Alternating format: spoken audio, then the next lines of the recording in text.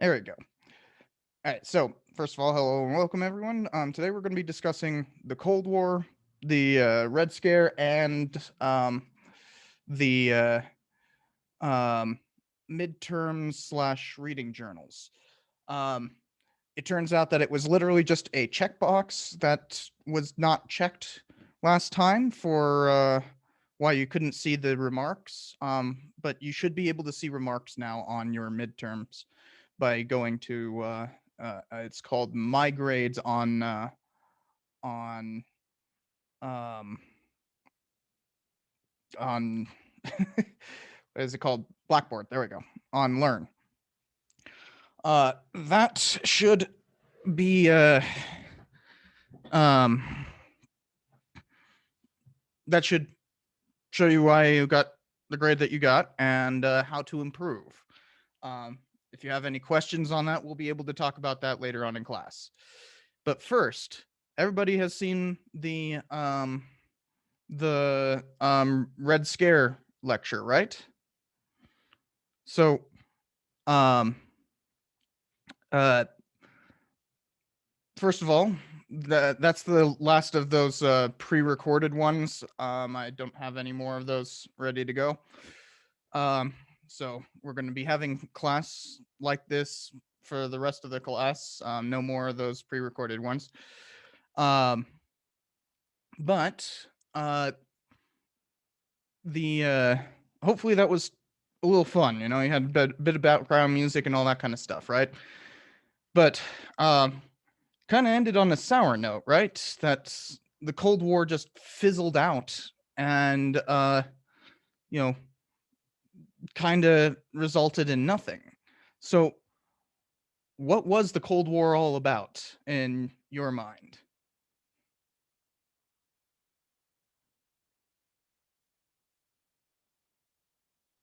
The Cold War was kind of like a battle of two ideologies. To you cut out there.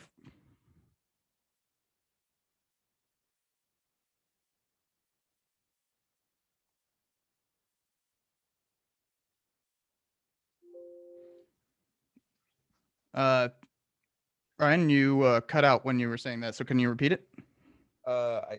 I said it was a kind of like a battle of two ideologies, and I guess seeing which one would reign supreme after World War II. So one of the standard things is it's communism versus capitalism, right?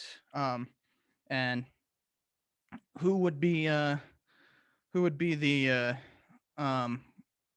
one to who would be the what ideology would um, control the world? I mean, even today we still have plenty of communist countries, right? At least openly saying that they're communist, though oftentimes it's more of a dictatorship in the case of like North Korea, where it's just a dictatorship. All the communist stuff is not really communist, right? Um, but for a while in there, the Soviets really did have a go at it, right? But um, if it was just a fight over ideology, why was it why was it so often um, fought through proxy wars and that? Like, or you know, why why was it so violent? I guess because the U.S. and the USSR couldn't directly fight each other because that would lead to kind of a stalemate with both having nuclear weapons and they can outright destroy each other. So it's like if we can't fight each other directly, we can fight each other through these proxy wars like Vietnam or stuff like that. So you're hinting at mutually assured destruction there, right? Yeah. Um, but also think of it this way: mutually assured destruction was not a actual thing until 1962, 1961. In fact, the term wasn't coined until a year later. Um, you know, the that's the second strike capability. You can't have mutually assured destruction if one side can't fire back. Um, and so there's a good decade and a half there of the Cold War raging without mutually assured destruction. Um, you know, one of the things that was contemplated in during Korea was the use of nukes. Um, although the person who supposedly said that, who supposedly wanted to use nukes, General MacArthur, uh, absolutely refused when that came out to the media. He refused to that he had ever said anything of the sort. So it might have been just Truman trying to play politics rather than it actually being proposed. Um, but you know, you could see that um, that a lot of this stuff doesn't really have to do with ideology, right? It's more about power politics. Who who has uh who has control over um who has control over a particular sphere of influence, right? You see that a lot throughout that lecture, right? There's a bunch of spheres of influences that the US and Russia are fighting over. And that doesn't really have to do with ideology, does it? It's more about power over something. So, um, was the Cold War just about ideology, or is there more to it? I wanted to add that it was a big arms race also to see who can stockpile the most nukes, get them into key places for launching. Also, you had a big espionage, a bigger boom of espionage throughout that time. Oh yeah. So these are the tactics of the Cold War, right? It's not you got proxy wars, you have arms buildup, especially nuclear arms buildup. There's many other types of arms buildup, right? There's, you know, naval buildup, army buildup, all kinds of different tech being put into it. I mean, the space race was built upon the arms race, right? The the first manned rockets were basically just taking out the warhead from a intercontinental ballistic missile and putting a person in it instead of a warhead. So like the there's these this arms race has a lot of detritus in that, not just in terms of um war, proxy war and all that, but also ideology itself is changing, right? The space race is a perfect example of that. Um, so uh, the next question is more: do you see any reason why this can happen again? Like, is this history something that is just in the past, or are we still living in in um, the effects of the Cold War?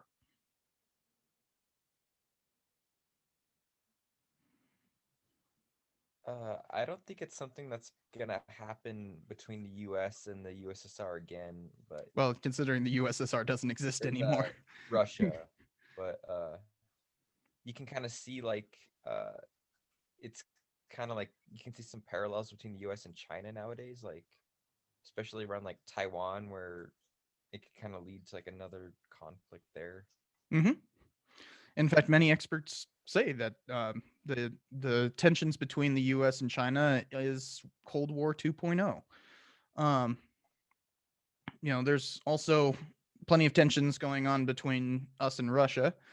Um, we could see even there was news a little bit ago that Biden called Putin a killer, and Putin, slapped back saying like takes one to know one. And like, so there's that kind of tensions are still simmering even today, right?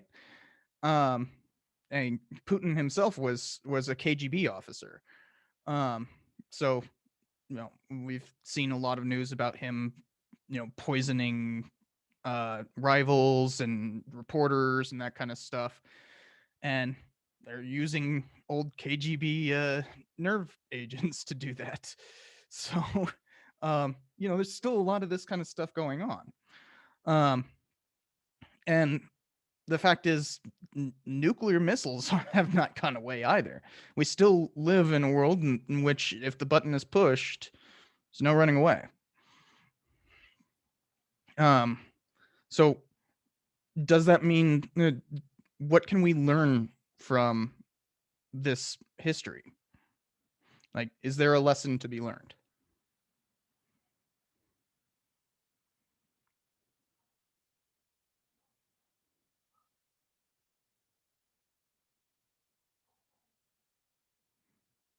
Anybody?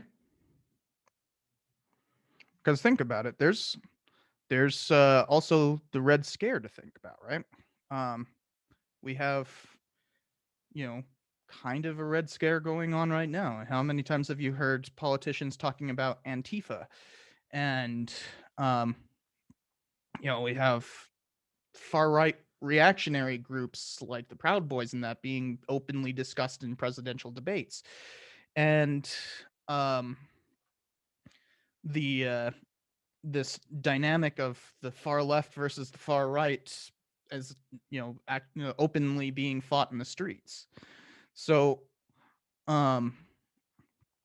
we've had talk about outlawing Antifa as an organization, as though it is an organization. It's not. But you could see the parallels between that and the second Red Scare, right? And even the first Red Scare. So what does the Red Scare, what does the Cold War teach us about fighting this?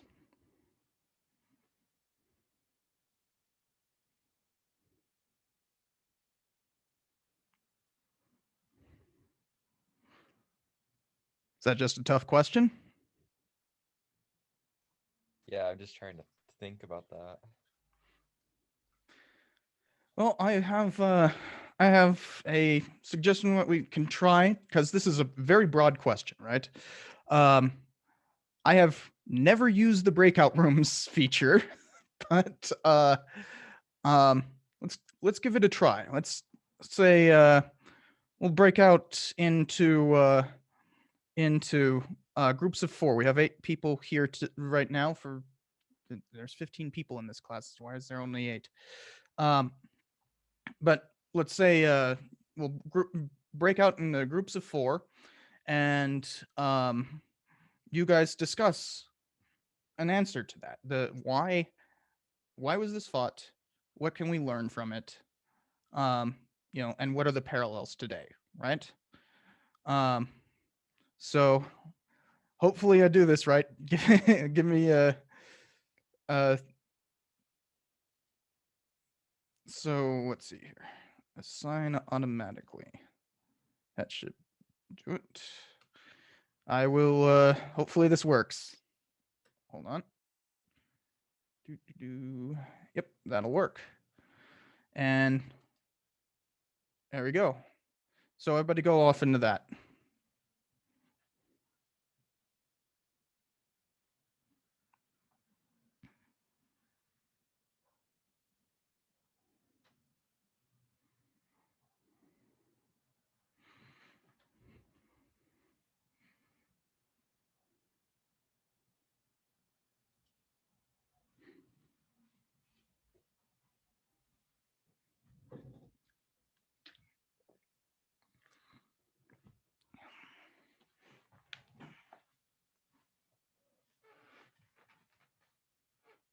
let's say 5 minutes. That should be about right.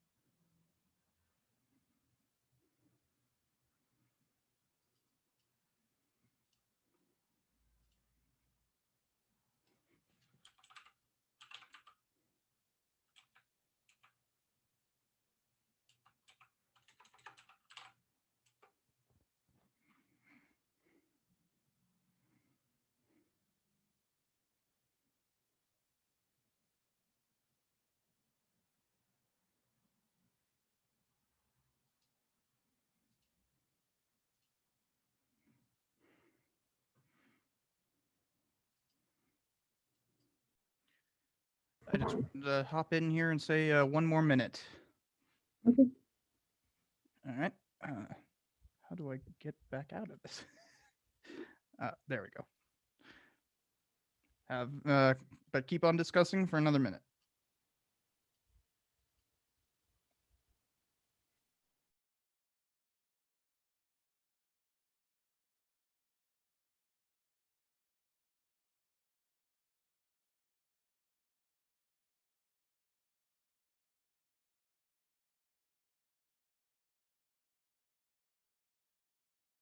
How's it going? We're going good.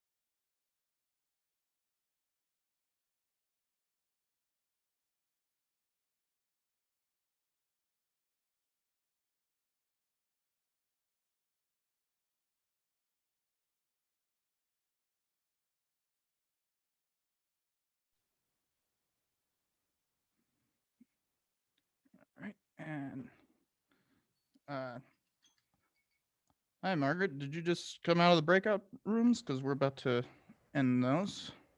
Oh yeah, I just waited a minute and I just returned. It's literally about to hit the close all rooms.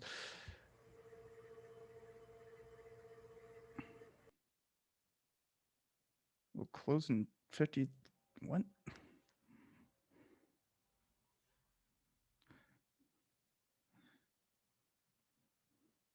All right.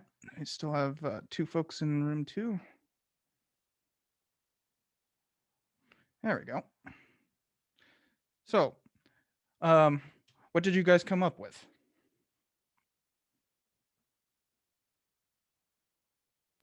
We talked a lot about kind of the idea of nativism and how the whole anti-communist sentiments got so elevated, and they affected not only like foreign relation policy but also like attitudes within the country towards other people. And then we can see kind of parallels today, especially with kind of recently there were some fascist undertones in certain things politically and how we feel about outsiders as a nation.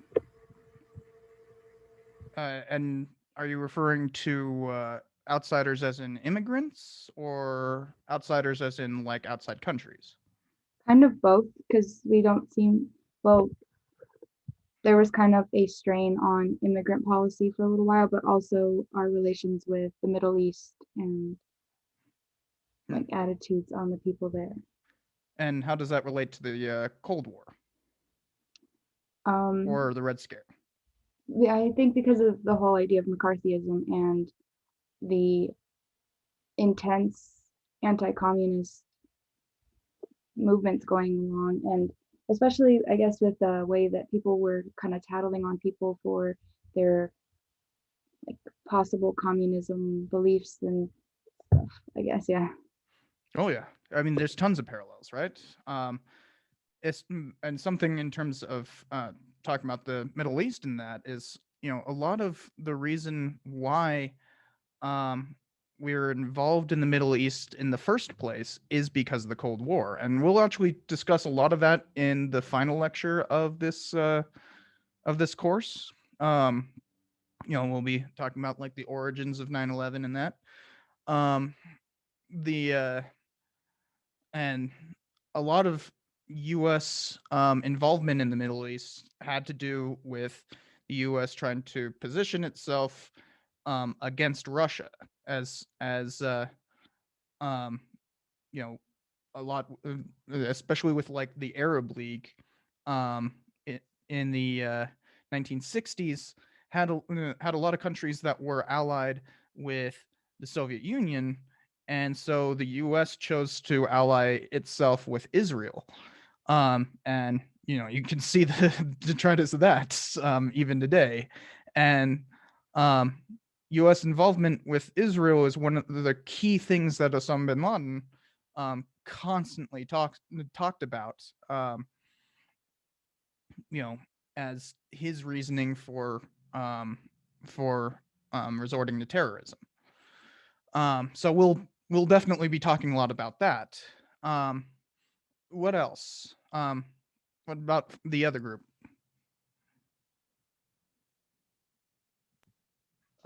We just kind of talked about how like I'm using your Antifa example from earlier. We were saying how like back in the Red Scare era, like it was kind of blown out of proportion in the sense that like there wasn't a communist around every corner or something like that, or it was kind of used as like a scapegoat thing, like, oh, it's the communists doing that or whatever, like that's like the source of the problems. And I guess kind of in a way today, like the Antifa things are used in the same way, like in the sense that As like, in oh scaremongering?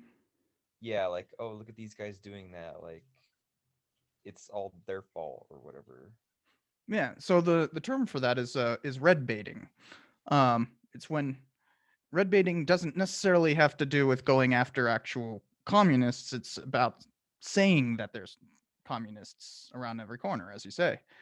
And we're seeing the same thing with Antifa. Antifa's out to get you and about to overthrow the government and stuff like that. And they use a few riots as examples of somehow leading to a revolution, which you know as we saw with the Red Scare, it just wasn't true. Just and was patently obvious to anyone who was willing to look.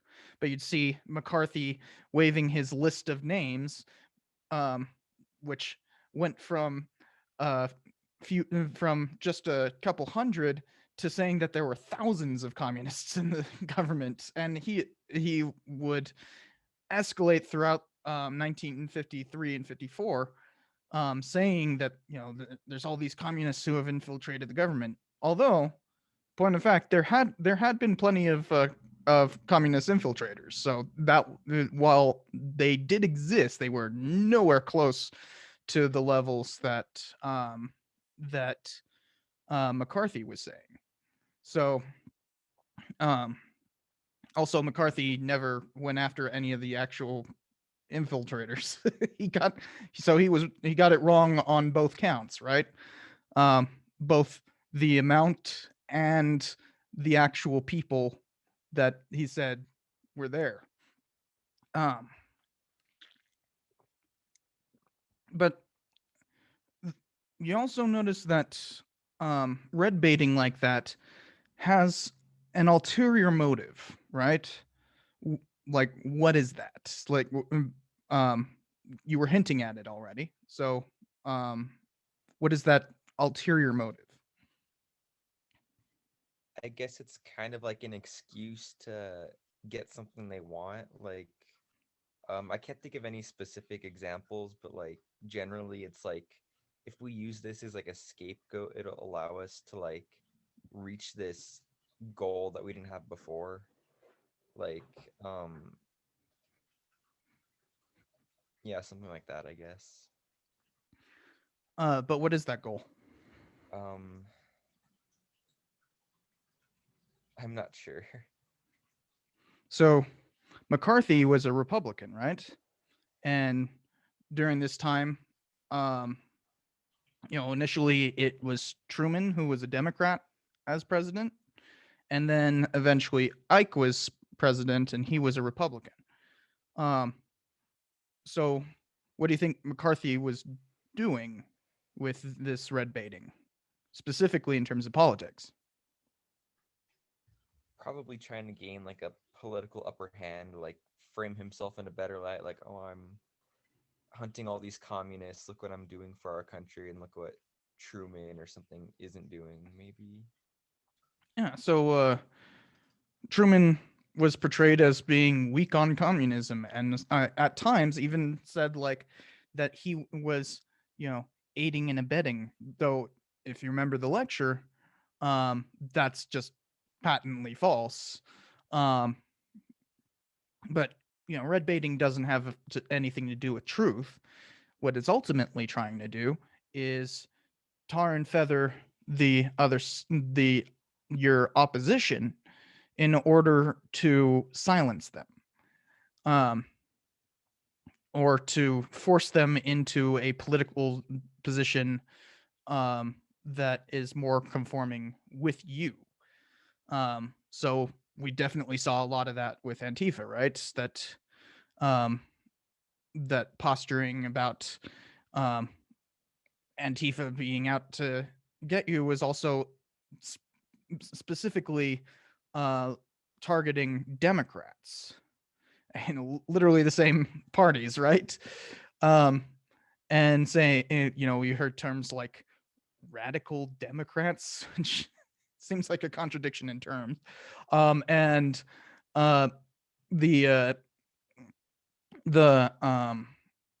you saw that political up and comers like I'm forgetting her name. It's abbreviated AOC. I don't remember her actual name. But she is constantly being attacked for being a communist and those kinds of things, and in league with Antifa or whatever. And this is specifically to weaken her political positions, right? Um, the whole Green New Deal that they were pushing for a little bit.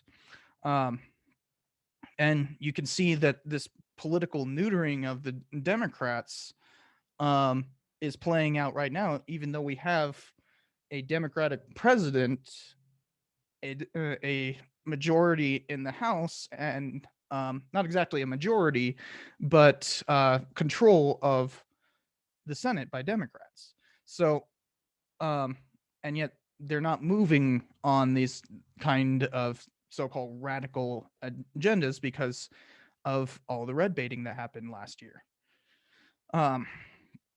So you can see this is not just a this is not just about ideology itself. It's about power. Um, and as we were saying, the common narrative is that it's about communism versus capitalism, but that doesn't actually get to the heart of it. It's that it's about power and who controls the world. Um, so any other parallels, any other lessons we can learn from all of this?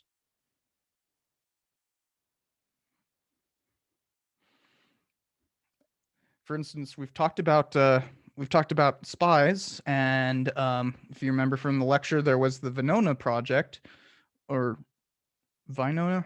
I don't remember how to say that. It's Venona, Venona, I think. But that ended up having a list of about 300 names of people who were either implicated in spying, as in like they somehow got on Soviet dispatches. We had a undersea cable that had been tapped, and somehow their name ends up on the report. That could be by accidental disclosure, or something more nefarious, right? So that 300 number sounds like a lot, but it actually is the actual number of people working for the Soviets is probably pretty minuscule, but it existed, right? So the when we're talking about this stuff, it's important to realize that, like, while it's power politics against the opposing party, it's also um it's also built off of a um very real threat that is underlies it. Now that threat is overplayed on purpose, but the threat is still there. um so when you think about it that way, um is there like, should we have um seen the USSR as such a threat, or was it just not a big deal? Despite the fact that there really was a threat, should we have been playing this game of ratcheting tensions?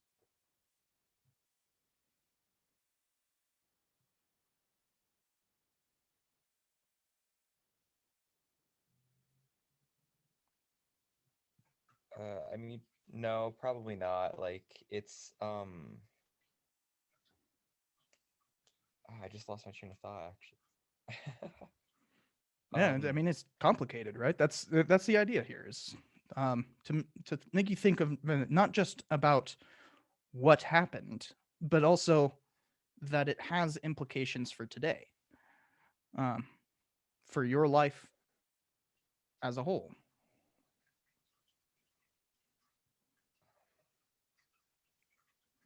like in regards to the threat thing you were saying, like I think it was, like you're saying, it was definitely something we should have been aware of and considered as a threat, but it wasn't nearly at the scale that you were, or that they were portraying it as.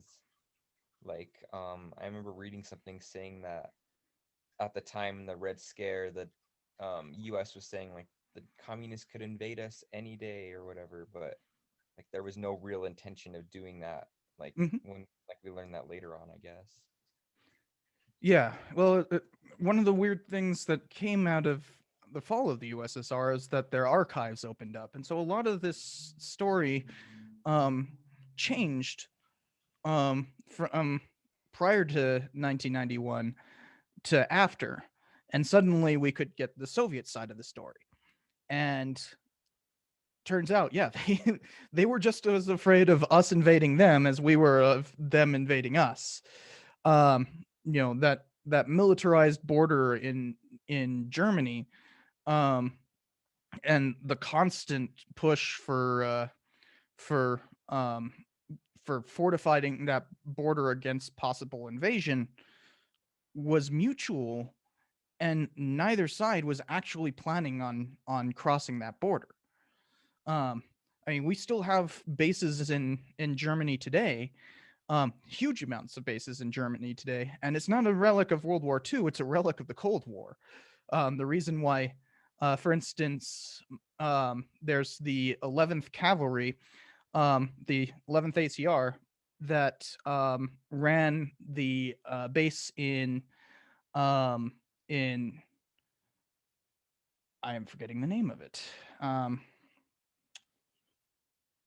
Uh, Rammstein. Yeah, Rammstein. The I think I'm getting that right.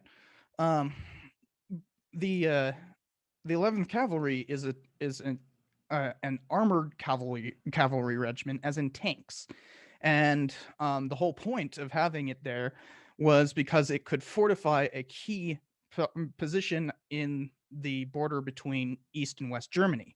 It's all one Germany now, and yet we still have that base.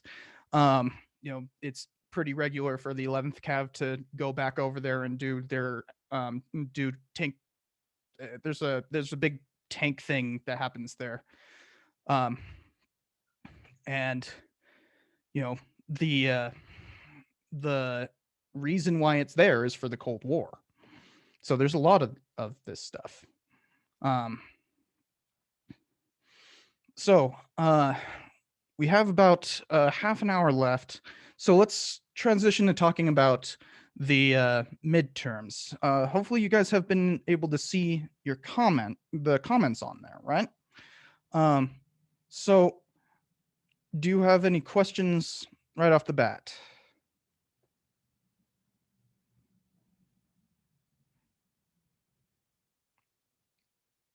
You can also just say no.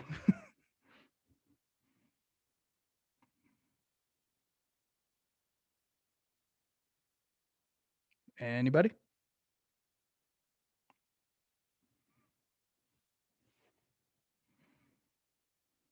I don't really have any questions because once your notes were available, it made a lot more sense why the grade was what it was. Okay, good. I'm glad they help.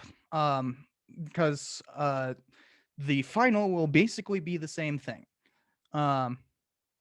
Might change the number of identification questions. Might change the number um, of short answer questions, but it will be essentially the same requirements.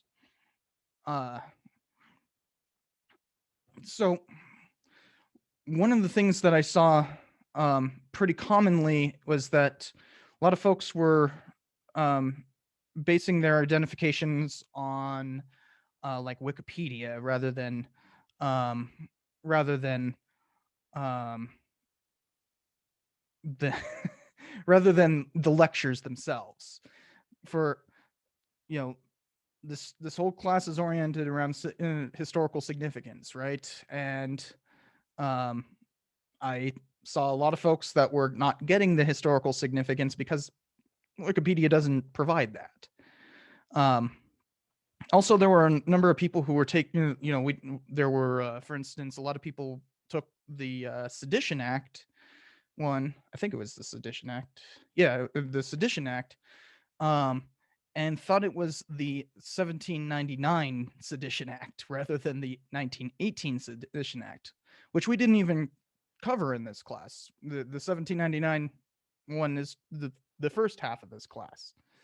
Some people talked about the second Red Scare, the one that we've been talking about today, rather than the 1919 Red Scare, which had been covered by that. Do you So happen to know the average of the classes grade, or is that confidential? hold on, sorry guys, this is what the heck? Oh, jeez, I am sorry about that. It's Discord. Sorry, say that again. Do you happen to know the average class grade overall? I was just curious about the average. It came out to roughly there were a few people who didn't take it, so I'm not including them in the estimate, but it's about 80%. Oh, nice. Okay, cool.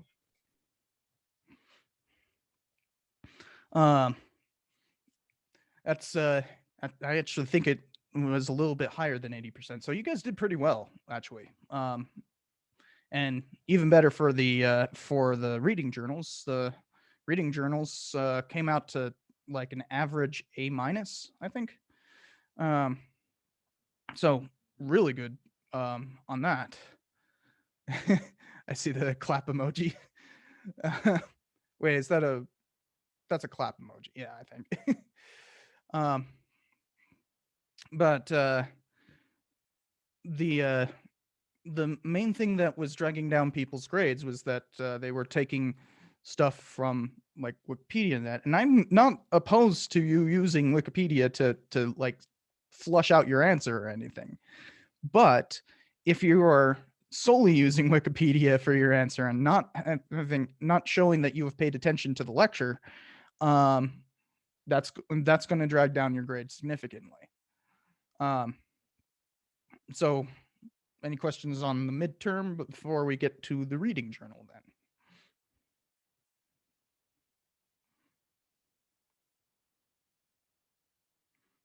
And once again, if you don't, just somebody say no. Could you talk about, I think it was question 6, Jim Crow? Mhm. What would have been like the best answer for that, I guess? Well, let's workshop that answer, right? So you guys remember Jim Crow, the Jim Crow lecture.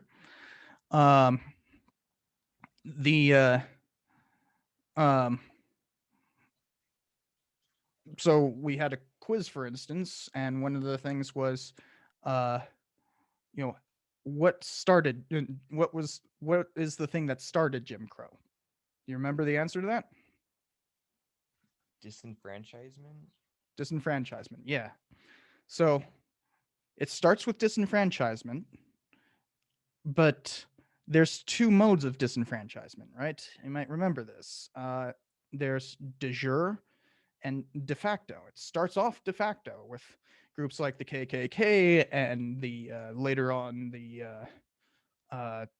White League and the Red Shirts, who were disenfranchising Black people by threatening them and making sure that they didn't even get to the polls. But then it turned to de jure by law, as in by law. That's literally what de jure means. And the those laws were technically colorblind, but were enforced in a very different way. So they didn't mention race. They didn't say that like Black people couldn't vote because that would be unconstitutional. Instead, they put like poll taxes and stuff like that to make sure that they couldn't vote. So what happened once Black people were disenfranchised? What's the next step?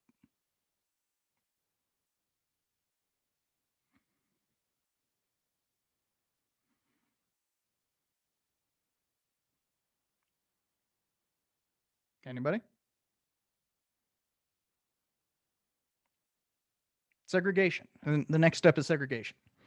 So they went from de facto disenfranchisement to de jure disenfranchisement, then to de jure segregation, as in, making sure that there was a separation in the races. you'd have basically a no touching zone between where white people would go to a public space and where black people would. By doing that, they could ensure racial purity, and to the point that they literally outlawed uh, miscegenation, as in race, people having sex of different races, or getting married. So anti-miscegenation laws were were um, were a part of that, and then it moved back to de facto. So getting that clear line, so the moving back to de facto, as in like ensuring that segregation was enforced by terror, by open lynchings and that. That's obviously not legal, but kind of extra legal. Um, and the government would often turn a blind eye. And many lynchings openly had law enforcement partaking in it. So the getting that progression is pretty important. You go from de facto disenfranchisement to de jure segregation to de facto segregation. Getting that line is important to understanding Jim Crow and how it came to be and what it was. So getting that, and then can somebody give me what the significance of Jim Crow is? Because there's many answers to this.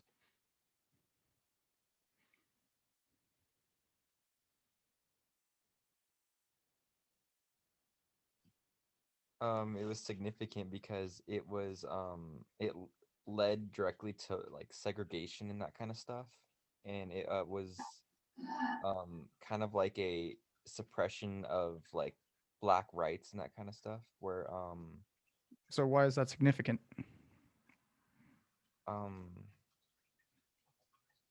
I guess because it kind of led to like political movements like the civil rights movements, where it would cause a lot of black people to go out and fight for the rights that they deserved. Mm-hmm. So one answer would be what it led to, as in the fight to end Jim Crow, which was the civil rights movement. Although the civil rights movement, had other goals than just ending Jim Crow, but that was the main one, right?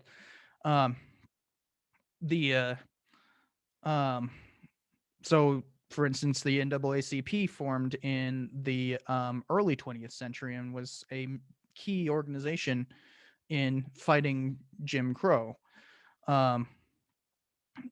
So yeah, that's one thing. That's causal significance. What else? What about like what it signifies?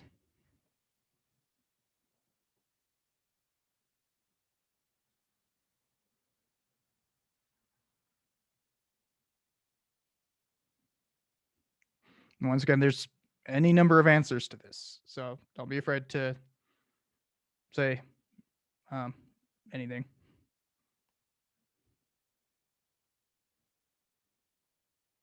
So what did Jim Crow mean to U.S. history?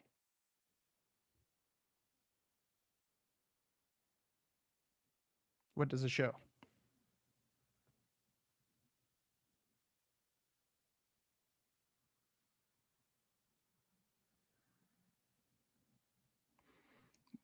A lot of dead air. Sorry. For me, the Jim Crow left a resignation of white supremacy in the air that I would say would linger about for another 60 years after the time we were talking about.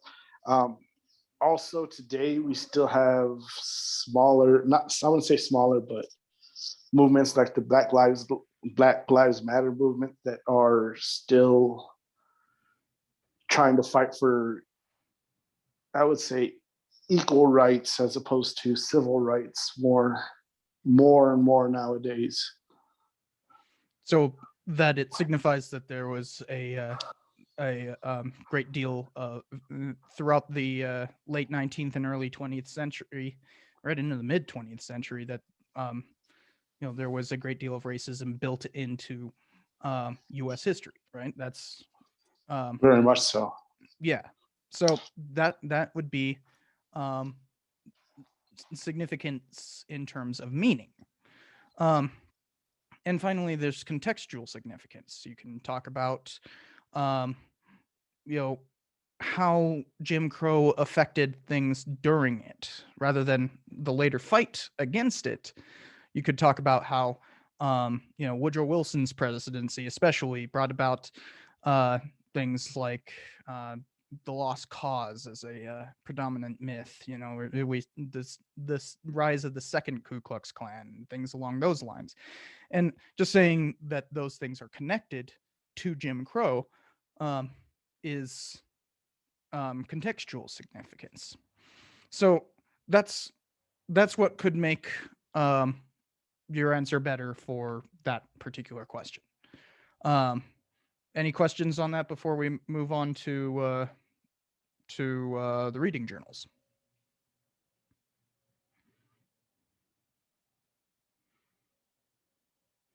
I'll take that as a no. So on the reading journals, one of the main things that I saw was that there were a lot of folks who were just summarizing. And that's not really what a journal is, right? A journal is your thoughts. So that is the main thing that got points taken away.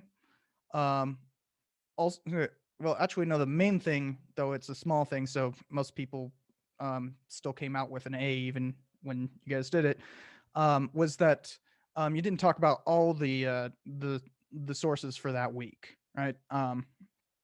You'd it like say there was what let's look at this week. Hold on. Come on. My internet is going extra slow for some reason. That's not good.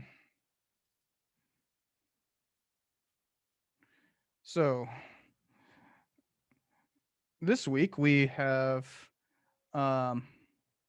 the Harry Truman's speech declaring the Truman Doctrine, and McCarthy basically saying that communists have infiltrated the government, and that these two things are intricately linked, right? They're not just separate documents. They're in conversation with each other. And especially considering McCarthy often went after Truman, that was an important part of that. So you can compare these two in your journal. I saw a lot of people do that really well too. Some of you really caught on to the fact that these things are in conversation with each other. For instance, I saw a lot of folks who were comparing, who were surprised by the difference between Frederick Jackson Turner and Helen Hunt Jackson. You remember those two? And they have starkly different views of Western expansion, right? One's triumphal and the other one is literally calls it dishonorable. To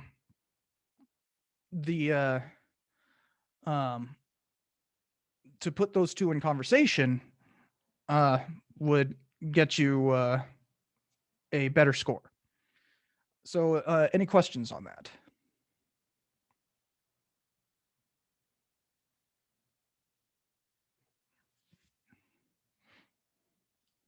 None?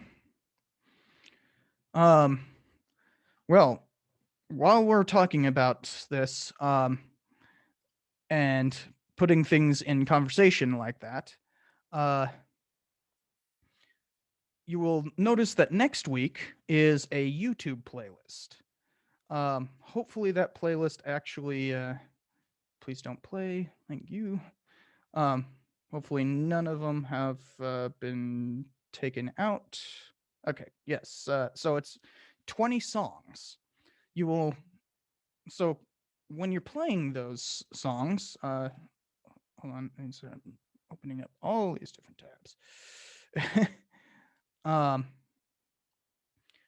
When you listen to that, I think it's about half an hour to get through the playlist, maybe about 45 minutes. Pay attention to the lyrics, pay attention to what's going on in the songs, because you might remember we did that jazz progression when we were talking about the Roaring Twenties. And even though the jazz progression was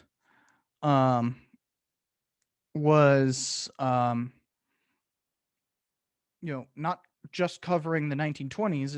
It started in the 1890s actually with Scott Joplin, and went right into the 1940s. So with this playlist, while this playlist is covering a lot of the 60s, it starts in the 50s and ends in like 2002. You'll notice that there is a progression, right? So keep that in mind. And we'll be talking next week about rock and roll and the 1950s. So any questions on that? And before we leave? No, sir. All right. Well, enjoy the readings. It's hopefully you get exposed to some fun music. If you haven't heard a lot of these songs, you've probably heard before, anyways. But pay attention to lyrics. It's a lot of fun.